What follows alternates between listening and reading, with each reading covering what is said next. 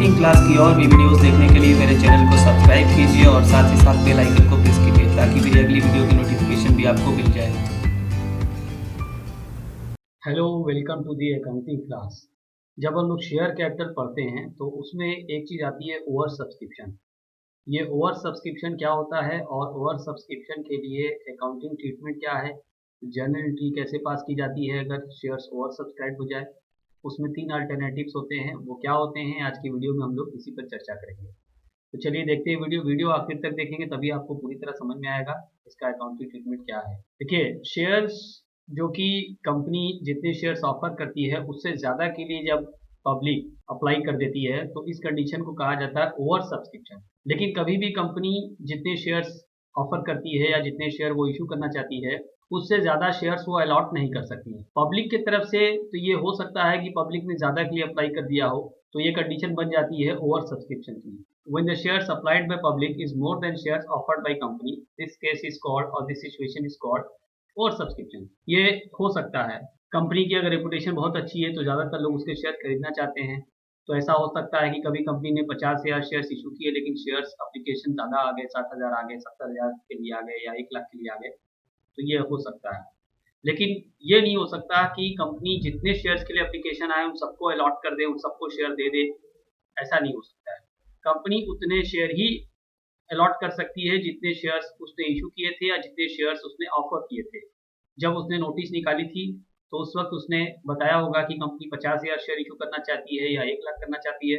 तो वो जितने शेयर्स इशू करना चाहती है उतने ही शेयर्स वो अलॉट कर सकती है, उतने ही शेयर्स अप्लीकेंट को दे सकती है। तो अब सवाल ये होता है कि अगर से ज़्यादा के लिए एप्लीकेशन आ जाएगा तो उस ओवर सब्सक्रिप्शन को क्या करेगी कंपनी।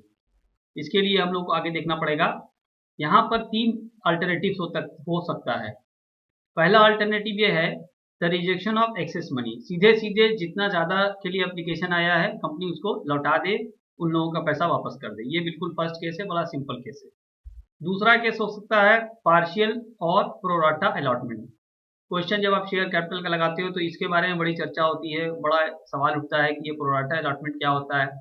तो वो एक दूसरा अल्टरनेटिव होता है कंपनी का, जिसमें कंपनी सारे लोगों को पैसा नहीं लौटाती है, एक्सेस शेयर का सारा पैसा नहीं लौटाती है, बल्कि उनको प्रोपोर्शनेट अलॉटमेंट कर देती है। मान लीजिए जैसे किसी शेयर होल्डर ने 10 शेयर के लिए अप्लाई किया है तो कंपनी 10 शेयर के जगह पर उसको 5 शेयर, 8 शेयर, 6 शेयर यानी कुछ कम शेयर उसको दे देगी। पूरी तरह से उसको लौटाएगी नहीं, उसका पूरा 10 शेयर का मनी लौटाएगी नहीं, बल्कि उसको एक प्रोपोर्शन में शेयर दे दिया जाएगा। उसी तरीके से उसी प्रोपोर्शन में कुछ और लोगों जिन्होंने 100 शेयर के लिए किए थे उनको भी उसी तरीके से 50, 60, 70 जो भी शेयर का रेशियो बन रहा होगा वो दे देगी।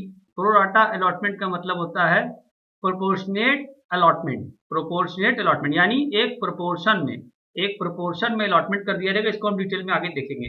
तीसरा हो सकता है any combination of the above 2 alternatives. Company इसमें और इसमें इन दोनों का कॉम्बिनेशन लेकर के एक तीसरा केस बना सकती है, यानी कुछ का पैसा लौटा दे और कुछ को प्रोपोर्शनेट अलॉटमेंट कर दे, कुछ को पूरा अलॉटमेंट कर दे। तो ये सारे का कॉम्बिनेशन जो होगा वो तीसरे केस में आ जाएगा। इसको डिटेल में देखते हैं हम लोग। पहला लेते हैं case first alternative rejection of excess application.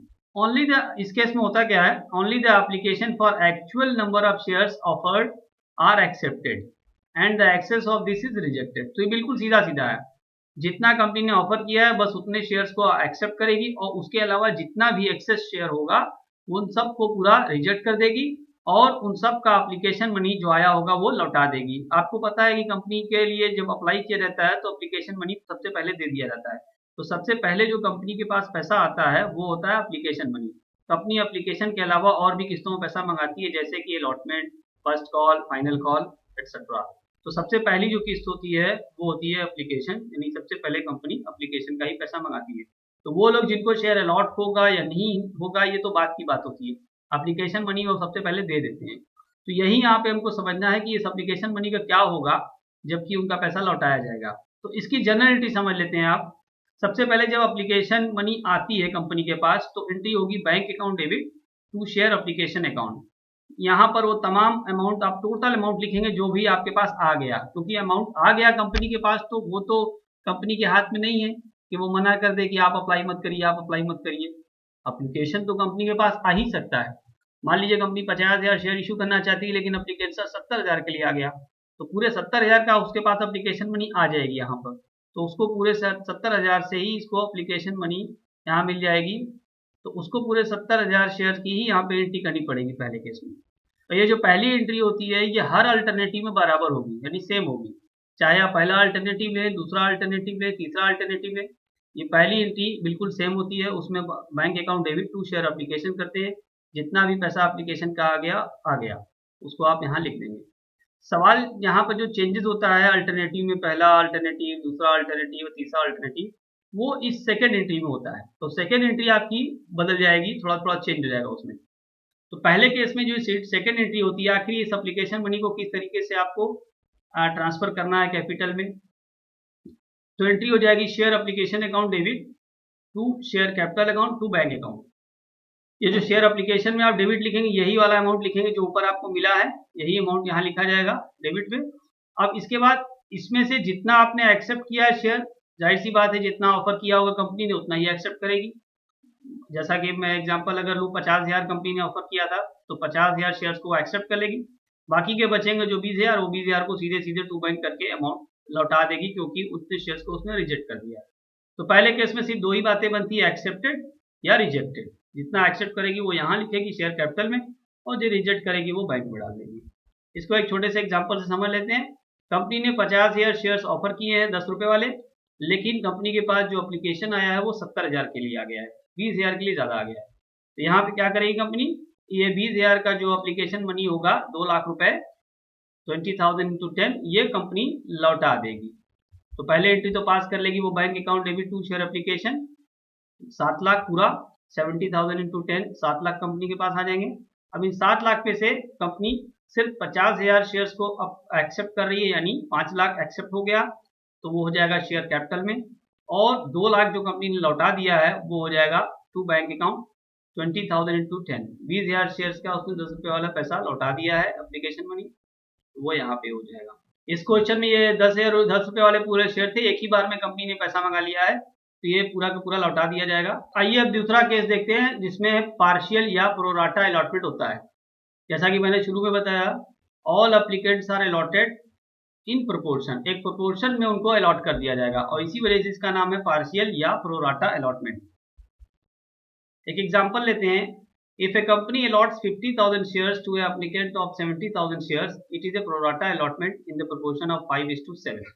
एक कंपनी अगर 70,000 शेयर के लिए एप्लीकेशन आया है और उसको सिर्फ 50,000 शेयर्स देती है, तो ये एक तरह का प्रोराटा अलॉटमेंट है।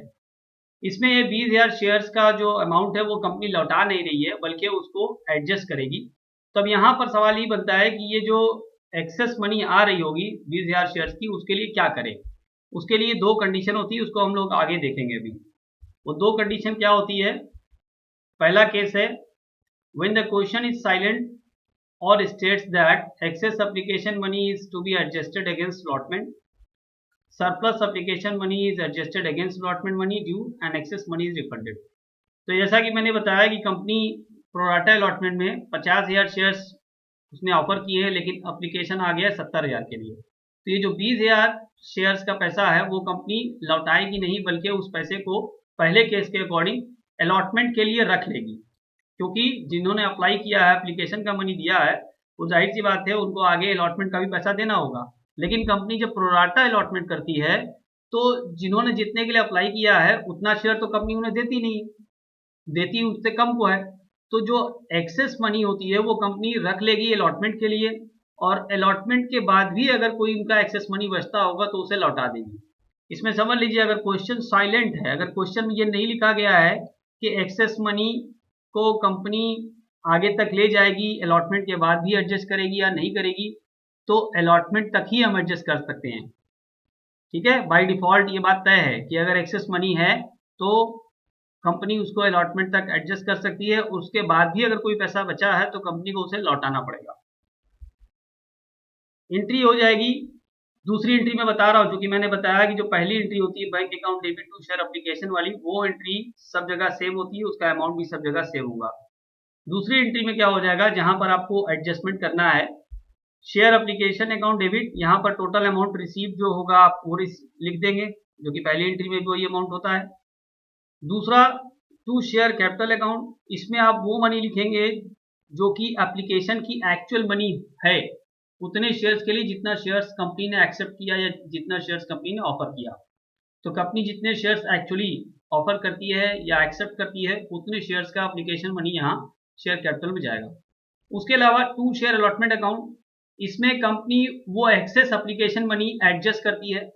जैसा कि मैंने बताया प्रोराटा अलॉटमेंट में ज़्यादा के लिए अप्लाई हुआ था, कंपनी ने कम दिया, तो ये जो डिफरेंस आ रहा है वो अमाउंट एप्लीकेशन का मनी उसे अलॉटमेंट पर रख लेंगे।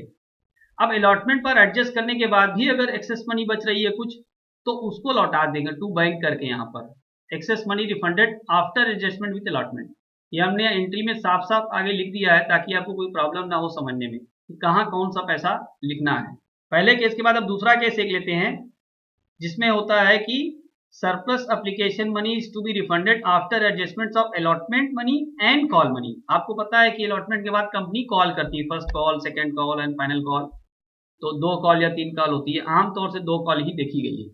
तो कंपनी अलॉटमेंट के बाद भी अगर पैसा बचता है तो उसको लौटाती नहीं है, ये केस 2 है। अलॉटमेंट के बाद जो पैसा बचता है उसको फिर आगे यानी आगे की कॉल जिसको हम लोग कॉल कहते हैं उसके लिए रख लेती है, और उसके बाद भी अगर बचता है तब लौटाती है। तो पहले और दूसरे केस में डिफरेंस समझ में आ गया। पहले केस में मैंने बताया था कि कंपनी अलॉटमेंट तक का पैसा रख सकती है और अलॉटमेंट के बाद अगर पैसा बचेगा तो वो उसे लौटाना पड़ेगा। ये जो दूसरा केस मैं बता रहा हूँ इसमें ये बता रहा हूँ कि कंपनी अलॉटमेंट तक पैसा रखेगी और उसके बाद जो एक्सेस मनी बनेगी उसको कॉल के लिए भी रख लेगी, कॉल्स इन एडवांस में ट्रांसफर करके, और उसके बाद अगर कोई पैसा बचेगा तब उसको लौटाएगी। The balance it still left is refunded, यानी अलॉटमेंट और कॉल के एडजस्ट करने के बाद भी बचा हुआ अमाउंट लौटाया जाएगा। इसकी एंट्री क्या हो जाएगी, उसी तरीके से एंट्री होगी, इसमें एक कॉल्स इन एडवांस ये बढ़ जाएगा। देखिए शेयर एप्लीकेशन अकाउंट डेबिट करेंगे, वो तमाम अमाउंट जो आपको एप्लीकेशन में मिला है टोटल वो यहाँ पे लिखेंगे बिना किसी बात को बहुत सोचे हुए, सीधा सीधा जितना पैसा आया है एप्लीकेशन पे वो टोटल लिख देंगे। फिर टू शेयर कैपिटल लिखेंगे, वही मनी एक्चुअल मनी जो कि जितने शेयर्स आपने एक्चुअली इशू किए हैं उस पर जितना एप्लीकेशन मनी बनता है वो यहाँ लिखेंगे। अलॉटमेंट पे आप अमाउंट वो लिखेंगे जो कि आप एडजस्ट करेंगे, क्योंकि एप्लीकेशन पर जो एक्सेस मनी आई होगी उस एक्सेस मनी को आप अलॉटमेंट पर एडजस्ट करेंगे, और इस एडजस्टमेंट के बाद भी अगर पैसा बचता है तो उसको कॉल्स इन एडवांस में ट्रांसफर करेंगे, क्योंकि फिर आप कॉल्स पे एडजस्ट करेंगे इसको, और इस कॉल्स इन एडवांस में करने के बाद भी अगर उनका पैसा बचता है तो उसे लौटाएंगे, टू बैंक करेंगे। तो पहले केस और दूसरे केस से डिफरेंस इतना है कि इस केस में ये जो कॉल्स इन एडवांस वाला है अमाउंट बढ़ जा रहा है, वो इसलिए बढ़ जा रहा है कि दूसरे केस में आप अलाउ करते हैं कि अलॉटमेंट के बाद भी बचा हुआ पैसा आपको एडवांस तक ले जाना है, कॉल तक ले जाना है और उसके बाद लौटाना है। पहले केस में सिर्फ अलॉटमेंट के बाद एक्सेस मनी आप लौटा देते थे। एक एग्जांपल लेके इसको समझते हैं, दोनों केस को हम बार बार करके बताएंगे। A who applies for 300 shares, एक शेयर होल्डर है जिसने 300 शेयर के लिए अप्लाई किया बट अलाउड ओनली 60 शेयर्स, लेकिन उसको सिर्फ 60 शेयर ही दिए गए। दूसरा केस है पार्शियल अलॉटमेंट, 300 एप्लीकेशन का शेयर है जबकि 60 दिया गया है।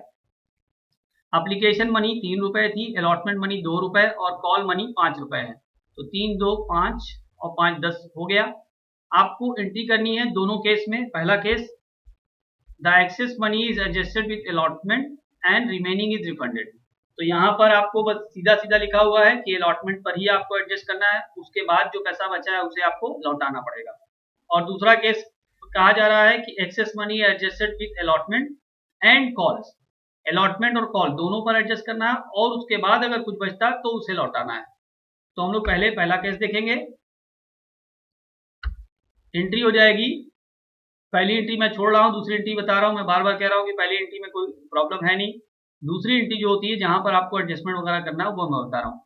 तो शेयर एप्लीकेशन अकाउंट डेबिट, यहाँ पर पूरा 300 शेयर पर एप्लीकेशन मनी 3 रुपए के हिसाब से आया होगा अमाउंट, तो 300 इंटू 3 हो गया 900, कंपनी के पास 900 रुपए आ गए। अब कंपनी जब इसको एप्लीकेशन में ट्रांसफर करेगी, एप्लीकेशन का अमाउंट एक्चुअल अमाउंट में ट्रांसफर करेगी, तो वो है 60 शेयर, कंपनी 60 शेयर ही दे रही है, तो ये जो शेयर कैपिटल में ट्रांसफर होगा 60 इंटू 3 180 रुपये ट्रांसफर हो गया कैपिटल में, एक्चुअल अमाउंट जो एप्लीकेशन का था। उसके बाद 60 शेयर पर ही 2 रुपए अलॉटमेंट का अमाउंट एडजस्ट कर लेगी वो 60 इंटू 2, चूंकि 300 शेयर का पैसा आया है तो अभी भी 240 शेयर का पैसा बच रहा है कंपनी के पास। उसको कैसे एडजस्ट करना है, उस तरीके से एडजस्ट करना है कि 60 शेयर पर 2 रुपए के हिसाब से वो अलॉटमेंट पर ले लेगी। अब अब एप्लीकेशन पर हो गया, अलॉटमेंट पर हो गया। पहला केस ये है कि अलॉटमेंट के बाद जो पैसा बचेगा उसे लौटा देंगे। तो अब देखते हैं कितना पैसा बचा। कंपनी को टोटल मिला था 900 में से उसने 180 एप्लीकेशन में ट्रांसफर कर दिया और 120 उसका अलॉटमेंट पे चला गया। तो 180 और 120 तो हो गया, एप्लीकेशन और अलॉटमेंट तक खत्म। 300 रुपया इसमें से चला जाएगा, टोटल आया था 900। तो अब कितना बचा रह गया, 600 रुपये कंपनी को लौटाने पड़ेंगे। ये कंपनी अपने पास नहीं रख सकती है, तो टू बैंक अकाउंट करके इसको लौटाना पड़ जाएगा। ये पहला केस था। अब आइए अगर केस 2 होता है तो उसमें क्या हो सकता है। उसमें आपको अलॉटमेंट और कॉल्स इन एडवांस तक पैसा रखेंगे, उसके बाद लौटाएंगे। तो देखिए, एप्लीकेशन मनी कंपनी को मिली 900, कंपनी एप्लीकेशन का एक्चुअल मनी ट्रांसफर कर देगी 180, क्योंकि 60 × 3 यहाँ तक सेम चीज़ है। उसके बाद अलॉटमेंट में भी कंपनी वही 60 × 2 120 कर देगी, यहाँ तक भी प्रॉब्लम नहीं है। अब यहाँ पर इसके बाद आता है कि कंपनी का जो एक्सेस मनी इसके बाद भी बचता है, अलॉटमेंट के बाद भी कंपनी का पास पैसा बच रहा है, वो 60 रुपये पे 5 के हिसाब से वो कॉल्स इन एडवांस में डाल देगी, क्योंकि जो कॉल्स की मनी है वो 5 रुपये है। तो ये 5 रुपये चला गया इसमें कॉल्स इन एडवांस में। अब आप देखिए ये 300 चला गया। अब इसके बाद भी कुछ पैसा अगर बच रहा है तो वो लौटाया जाएगा, नहीं बच रहा है तो कोई बात नहीं, तो ये एंट्री नहीं होगी बैंक की। अब इसके बाद बच रहा है कि नहीं बच रहा है इसको देखना पड़ेगा हमें। 900 माइनस 180 ये वाला, और माइनस 120 और माइनस 300, ये तीनों का टोटल। तो 180 प्लस 120 प्लस 300 ये हो गया 600 रुपये यहाँ तक आपके हो गए कॉल तक। अब इसके बाद भी पैसा बचेगा 300 रुपया फिर भी बचेगा, तो 300 रुपये फिर कंपनी उसे टू बैंक करके लौटा देगी। तो इस तरीके से ये दूसरा केस हो गया कि अलॉटमेंट और अलॉटमेंट के बाद कॉल्स पर एडजस्ट करने के बाद भी पैसा बचा, तब कंपनी ने उसे लौटा दिया।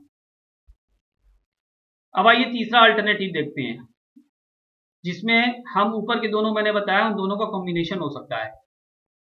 इन case of the over subscription the company may make full allotment to the some applicants. ऐसा हो सकता है कि कुछ को कंपनी पूरा दे दे। कुछ एप्लीकेंट्स ऐसे हैं जैसे उन्होंने 1000 के लिए अप्लाई किया तो उनको 1000 पूरा दे दिया, एक केस। दूसरा हो सकता है उसके बाद बाकी के जो 500 शेयर्स के लिए जिन्होंने अप्लाई किया उनको कंपनी ने कुछ कम दे दिया, उनको प्रोपोर्शनेट अलॉटमेंट कर दिया। तो कुछ एप्लीकेंट्स को कंपनी पूरा अलॉटमेंट दे सकती है, पूरा दे सकती है जितना अप्लाई किया, कुछ को वो पार्शियल कर सकती है, और कुछ को वो बिल्कुल नो अलॉटमेंट यानी रिजेक्ट कर सकती है। जो रिजेक्ट एप्लीकेंट्स होंगे उनको हम अनसक्सेसफुल एप्लीकेंट्स कह सकते हैं। तो ये 3 कंडीशन बन सकती है, तीनों का यहाँ पे कॉम्बिनेशन हो सकता है। देखते हैं इस सिचुएशन में होता क्या है। तो जो एप्लीकेशन मनी है, जो तीसरा वाला केस है, ये जो तीसरा वाला कंडीशन है अनसक्सेसफुल एप्लीकेंट, इनका तो पैसा भैया लौटा दिया जाएगा, क्योंकि इनको एक भी शेयर नहीं दिए जा रहे हैं। तो इनसे हाथ जोड़ के लौटा दिया जाएगा कि भाई आपको कोई पे शेयर नहीं दिया जा रहा है, इसलिए आप पूरा पैसा ले जाइए अपना। दूसरा वाला जो ये बी वाला पार्ट है, जिनको पार्शियल अलॉटमेंट किया जा रहा है, पार्शियल अलॉटमेंट के लिए अभी आपको मैंने सेकंड कंडीशन बताया कि इनके लिए जो एप्लीकेशन मनी होगी सरप्लस वाली, तो सरप्लस एप्लीकेशन मनी जो होगी उनकी वो रख ली जाएगी, आगे अलॉटमेंट पर काम आएगी। और जिनको फुल अलॉटमेंट किया गया है उनके लिए कोई सरप्लस का वहाँ पर सवाल ही नहीं उठता है, क्योंकि उन्होंने जितने के लिए अप्लाई किए थे आपने उनको उतने शेयर अलॉट कर दिए, तो उनका तो कोई सरप्लस मनी है ही नहीं। तो there is no surplus money for fully allotted shares. तो बेसिकली हमें यहाँ पे ए और बी वाले में फोकस कर रहा है कि किसको लौटाना है और किसका पैसा रखना है, एडजस्ट करना है आगे। तो देखते हैं हम लोग इसको एक इलस्ट्रेशन से समझते हैं। Call company offered 60,000 shares to public on which amount share payable 3 per share on application. 3 रुपये एप्लीकेशन पर मांगा गया, 3 ऑन अलॉटमेंट, 3 रुपये ही अलॉटमेंट में मांगा गया, and the balance on call, और बाकी का जो पैसा बचा वो कॉल पर मांगा गया। Application for 92,000 shares were received. Application पर 92,000 शेयर्स के लिए एप्लीकेशन आया। देखिए कंपनी ने कितना ऑफर किया है, 60,000। 92,000 के लिए एप्लीकेशन आ गया है, ठीक है। और कंपनी ने क्या किया है, किस तरीके से अलॉटमेंट किया है वो यहाँ पे देखिए। एप्लीकेशन फॉर 40,000 100%, यानी फुल अलॉटमेंट। 40,000 शेयर्स को कंपनी ने पूरा अलॉटमेंट कर दिया। यहाँ पे कोई सरप्लस मनी नहीं है कंपनी के पास, क्योंकि इनको पूरा दे दिया। दूसरा है applications for 50,000 shares were allotted only 40%। तो 50,000 बाकी के जो शेयर्स थे उनको कंपनी ने 40% ही शेयर दिए। 50,000 का 40% कितना होगा? 20,000। यानी ये जो जिस कैटेगरी में आ रहे हैं शेयर होल्डर, 5 शेयर के बदले 2 शेयर दिए गए, क्योंकि 5 शेयर का 40% 2 हो जाएगा। तो इसी तरीके से 50,000 शेयर पर 20,000 शेयर्स दिए गए हैं। तो इसका मतलब यहाँ पर 30,000 शेयर्स का मनी एक्सेस होगा। और तीसरी केस है applications for 2,000 shares were unsuccessful, यानी इनको कुछ भी नहीं दिया गया। ये 2,000 जिनके शेयर जो अप्लाई किए तीसरी कैटेगरी वाले, इनका पैसा पूरा लौटा दिया गया। तो एंट्री देख लेते हैं क्या होगी। हमको एंट्री करनी है वही एप्लीकेशन वाली, पहली दूसरी एंट्री। इसमें हम पहली एंट्री भी करके आपको बता देते हैं। टोटल 92,000 शेयर्स के लिए पैसा आया है एप्लीकेशन मनी। 92 इंटू 3 ये हो गया आपका 2,76,000, 2,76,000 ये कंपनी के पास आ गया। अब इसके बाद दूसरी एंट्री में जो सब कुछ करना है आपको, तो पहला ये एप्लीकेशन मनी ये जो आता है यही यहाँ ट्रांसफर हो जाता है डेबिट में, इसमें कोई प्रॉब्लम है नहीं, ये चला गया। अब 2 शेयर कैपिटल में हम ले जाएंगे एक्चुअली शेयर जितने कंपनी ने ऑफर किए हैं। कंपनी ने शेयर्स ऑफर किए थे 60,000, 60,000, तो ये 60,000 इंटू 3 पूरा चला जाएगा इसमें। इसके बाद अलॉटमेंट पे जो एक्सेस मनी होगी वो यहाँ चली जाएगी, क्योंकि एक्चुअली जो दूसरे कैटेगरी वाले शेयर्स थे, वर्किंग नोट में बता दूं आपको कि जो दूसरी कैटेगरी जहां प्रोराटा अलॉटमेंट था या पार्शियल अलॉटमेंट था, उसमें 50,000 शेयर्स के लिए एप्लीकेशन आया था, तो कंपनी ने सिर्फ 40% ही दिया था, यानी 20,000 शेयर दिया था। तो यहाँ पर जो ये 50,000 शेयर्स का एप्लीकेशन मनी कंपनी के पास आया है, उसका डिस्ट्रीब्यूशन कैसे कंपनी करेगी? देखिए 20,000 शेयर्स का तो एप्लीकेशन मनी ठीक है, क्योंकि 20,000 उसने दिया है, ये तो एक्सेस नहीं हुआ। इसके बाद बाकी इसी 20,000 शेयर पर अलॉटमेंट का जो मनी आ रहा है 3 रुपए के हिसाब से, वो भी ठीक है, वो अलॉटमेंट में चला जाएगा। लेकिन अभी 10,000 शेयर्स और हैं। अब उन 10,000 शेयर्स का पैसा कंपनी क्या करेगी? अल्टीमेटली इसको लौटाना ही पड़ेगा, ठीक है, क्योंकि 50,000 शेयर्स का जो पैसा आया था एप्लीकेशन पर, उसने 3 रुपए तो एप्लीकेशन पर रख लिए, 20,000 शेयर्स थे और 3 रुपए अलॉटमेंट पर रख लेगी। लेकिन बाकी का जो 10,000 शेयर्स हैं उस पर 3 रुपए के हिसाब से वो पैसा उसको लौटाना पड़ेगा। अगर क्वेश्चन में कुछ ये मेंशन नहीं है कि उसको आगे की कॉल पे रखना है, तो कंपनी को अभी मैंने बताया कि अलॉटमेंट के बाद वो नहीं रख सकती। अगर क्वेश्चन में ऐसी बात मेंशन नहीं है कि अलॉटमेंट के बाद वो कॉल्स में ट्रांसफर करेगी, तो कंपनी को अलॉटमेंट के बाद बचा हुआ पैसा वापस करना ही करना पड़ता है। तो ये जो शेयर अलॉटमेंट पर है, ये 20,000 शेयर्स, वो शेयर जो दूसरी कैटेगरी वाले थे जिनको 40% दिया गया है, प्रोराटा अलॉटमेंट है, ये उसका अमाउंट है जो अलॉटमेंट पर एडजस्ट हो गया। अब आइए बात करते हैं लौटाने की। तो लौटाने में क्या होगा कि 2 कैटेगरी वाले शेयर्स को लौटाया जा रहा है। एक इस कैटेगरी वाले शेयर्स को जो प्रोराटा अलॉटमेंट है, जैसा कि मैंने अभी बताया, ये 10,000 शेयर्स ये लौटाया जाएगा। और तीसरी कैटेगरी जो आपको मैंने बताई थी कि थर्ड कैटेगरी, ये वाली कैटेगरी जिसमें 2,000 शेयर्स को पूरी तरह लौटा दिया गया, तो 2,000 शेयर्स यहाँ लौटा दिए गए और 10,000 शेयर्स इसमें से लौटा दिए गए। तो वो यही किया गया यहाँ पे 10,000 इंटू 3 इसमें का लौटाया गया है, प्रोपोर्शनेट अलॉटमेंट वाला, प्रोराटा अलॉटमेंट वाला, और 2,000 का इंटू 3 ये लौटाया गया है जो फुल्ली रिजेक्टेड है, फुल्ली रिजेक्टेड। तो यहाँ पर हो गया आपका 12,000 शेयर्स पर 36,000 लौटा दिया गया। आप इसका टोटल तीनों का करेंगे तो ये इसके बराबर आ जाएगा 2,76,000 के। उम्मीद करते हैं सारी इन्फॉर्मेशन आपको यूजफुल लगी होगी। तो अगर आपने मेरे चैनल को अभी तक सब्सक्राइब नहीं किया है, इसको सब्सक्राइब कर दे, वीडियो अच्छा लगा हो तो शेयर कर दे। अगर इसके बावजूद भी कोई पॉइंट इसमें नहीं समझ में आया तो मुझको कमेंट करके जरूर बता देंगे। अपना बहुत ख्याल रखिएगा, मिलते हैं अगली वीडियो में, तब तक के लिए गुड बाय।